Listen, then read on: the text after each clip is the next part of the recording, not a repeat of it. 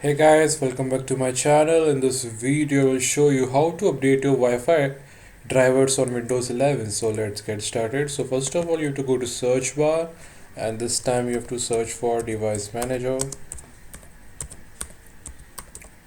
Open device manager, open the window.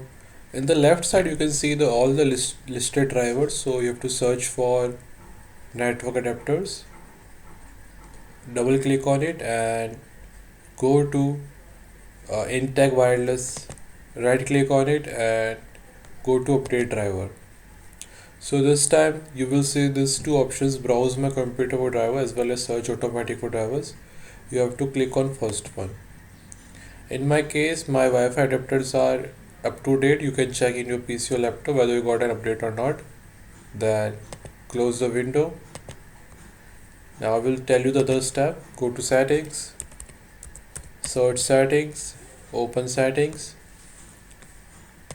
In the left side you can see the all the listed settings, so you have to choose and go to the last one, Windows Update. As you can see on the last, click on it.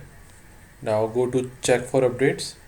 Now it will start checking for the latest driver updates on your Windows 11, and it will always turn on this feature. It will get the latest updates notification as soon they are available on your laptop.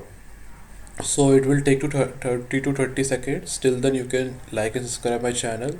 I keep bringing the best tutorials on Windows 11. You can check out my channel as well as. Now you can see my Windows 11 is up to date. You can check in your PC whether you got an update or not, and if you got an update, just click on download and your new update will be installed. So guys, this was the video on how to update your Wi-Fi adapters drivers on Windows 11. I hope you liked the video, and thanks for watching.